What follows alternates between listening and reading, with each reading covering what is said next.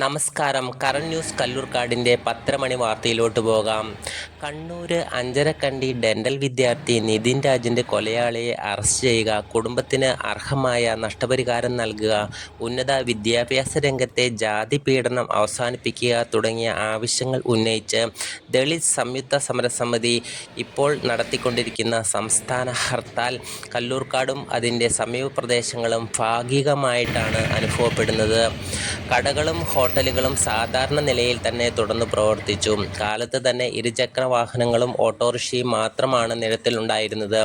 തുടർന്ന് ഒരു 10 മണിയോടുകൂടി കാറുകളും വലിയ വാഹനങ്ങളും ഈ ഭാഗത്തു കൂടി തന്നെ സർവീസ് നടത്തുന്നുണ്ട്. ബസ്സുകൾ തീരെ തന്നെ ഈ പ്രദേശത്ത് സർവീസ് നടത്തുന്നുണ്ടായിരുന്നില്ല.